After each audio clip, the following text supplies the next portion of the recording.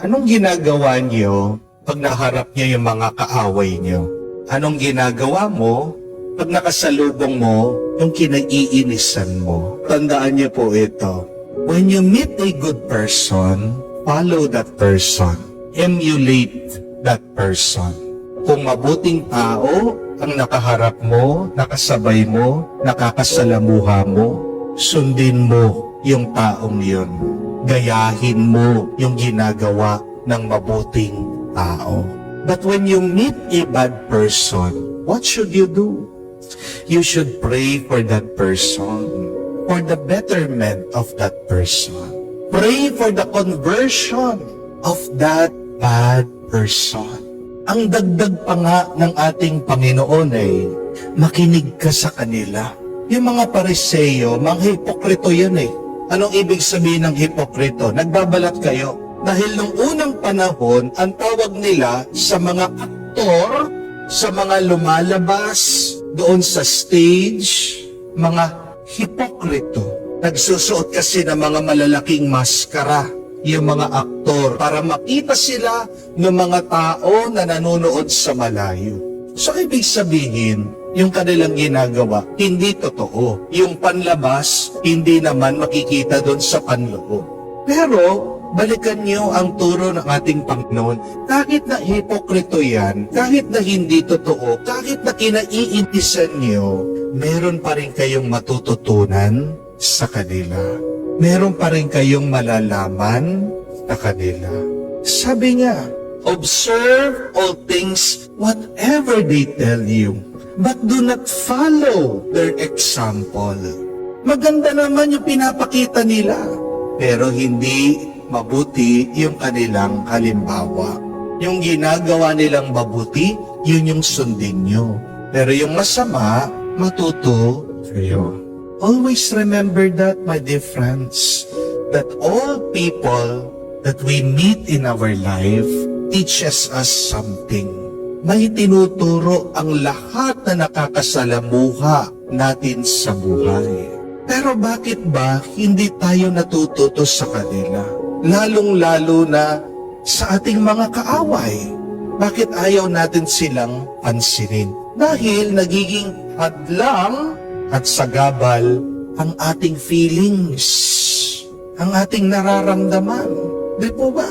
Kailangan mong alisin yung iyong nararamdaman para mabuksan ang iyong kaisipan, ang iyong mata, ang iyong tenga. Pag nangingibabaw yung masamang loob, kahit na may mabuti na sinasabi at ginagawa ng isang tao, hindi mo yan makikita. Makikita mo pa rin masama. Magbibingi-bingian ka pa rin sa kanya.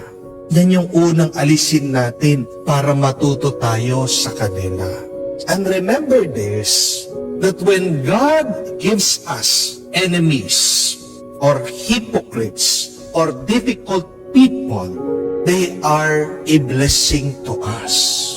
Ano nagiging bendisyon? Ang mga taong mahirap, pakiutusan, pakisamahan sa ating buhay. They help us to grow. Tandaan natin yan. At ano ang kasabihan? Do not go through life, but grow through life. Huwag ka lang mabuhay. Kailangan mamunga ka. At paano mamumunga ang isang halaman kung hindi mo ito bubungkalin? Hindi tutubo ang bagong sanga kung hindi mo puputulin ang mga lumang sanga. Masakit, pero kailangan. Isipin natin ang ating mga kaaway, mga taong kinaiinisan mo, parang papildiliha lang yan. Ang papildiliha maghaspang, di po ba? Masakit sa balat pag nasugat ka. Ganyan din, nasasaktan ang ating mga damdamin. Pero tandaan mo, may layunin ang Diyos, may dahilan palagi ang Diyos. Para kuminis ang iyong kalooban, para gumanda ang iyong kaluluwa. Amen? Anong matututunan natin sa ating mga kaaway? Una, papakumbaba. Pag may taong kinaiinisan ka, pag meron taong ayaw ka o ayaw mo sa iyong buhay, tandaan mo, saan nanggagaling yung galit na yan? Sa pride. may kataasan ka na ng loob. Mawawala yung iyong galit, mawawala yung iyong inis pag nagpapakumbaba ka. Di po ba? Ang taong palaging galit, mataas ang loob. Bakit galit ka? Kasi gusto mo ikaw yung tama. Ang ating mga kaaway, mga taong kinaiinisan natin, mga taong mahirap pakitunguhan, tingnan niyo parang ganito. Sila yung salamin natin sa buhay. At pag tumingin ka sa salamin, ano makikita mo? Minsan yung mga bagay na ayaw mo makita sa iyong sarili. When you look at the mirror, you also see your imperfections. Bakit nagagalit ka? Kasi hindi matangos ang ilong mo. Kasi tumataba ka na. Kasi nakita mo kumupulubot na ang iyong balat. Umitim ka. Kaya nga ayaw mo tumingin sa salamin eh. Di po ba? Pag may kaaway ka, pinapakita niya sa iyo yung iyong mga pagkakamali, yung iyong mga pagkukulang. And it takes a lot of humility to accept that we are wrong. Di po ba? Nangangailangan talaga ng pagpapakumbaba para tanggapin mo yung mga bagay na masasama din na nasa iyo. Mawawala ang kaaway mo pag nagpapakumbaba ka. So the quicker that you become humble, the quicker that you will be at peace. The quicker that your enemy will go away in your life. Pangalawa, pagpapasensya. Nagpapadala ang Diyos sa atin ng mga kaaway para matuto tayong magpasensya. Hindi ka matututong magpasensya kung wala kang pinagpapasensyahan. Bakit kailangan ang pasensya? Kasi ang Diyos din na nagsasabi sa atin, by your patience, He will endure. You will be saved.